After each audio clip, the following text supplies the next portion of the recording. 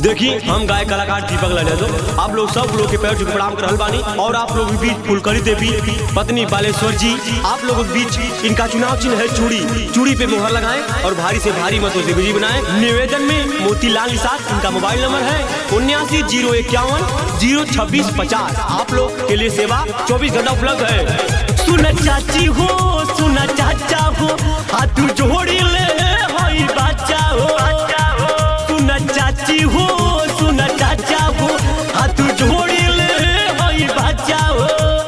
अब की बाहर विकास होगा हम सब ने ये ठाना है कि भारी वोट से विजयी बनाना है, भारी वोटों से विजयी बनाना है।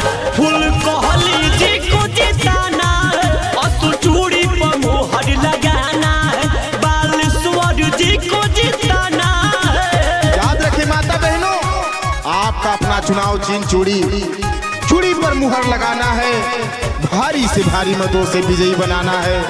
तो याद रखें चुनाव चिन्ह चूड़ी, चूड़ी चूड़ी चूड़ी, चूड़ी पर मुहर लगाना ना भूलें। और मौका न मिली दोबारा, बाड़ी फुलकली सब कल प्यारा, बाड़ी फुलकली सब कल प्यारा, बाड़ी फुलकली सब कल प्यारा। और मौका न मिली दोबारा, बाटे बालेश्वर सब कल प्यारा।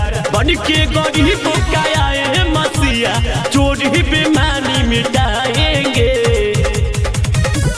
चूड़ी पर मोहर लगाना है, चूड़ी पर मोहर लगाना है। फुल कोहली जी को जिताना है, चूड़ी पर मोहर लगाना है। बालेश्वर जी को जिताना है, चूड़ी पर मोहर लगाना है। माता बहनों का चुनाव चिन्ह चूड़ी, भैया भाभी का चुनाव चिन्ह चूड़ी, दादा दादी का चुनाव चिन्ह चूड़ी। तो याद रखें नौजवान साथियों, आपका अपना चुनाव चिन्ह चूड़ी पर मुहर लगाकर फूलकली जी को भारी से भारी मतों से विजयी बनाएं।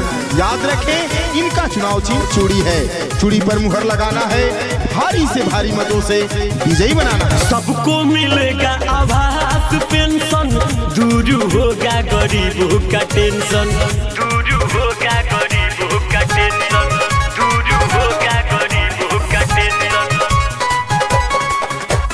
सबको मिलेगा आवास पेंशन, दूर होगा गरीबों का टेंशन। बन के गरीबों का आए मसीहा, चोरी बेमानी मिटाएंगे।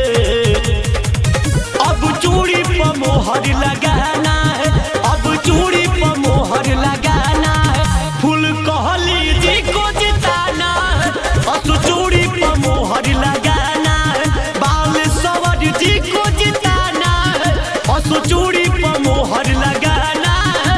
साथियों, अगर अपना क्षेत्र अपना गांव अगर विकास की ओर लेके जाना चाहते हैं तो याद रखें फूलकली देवी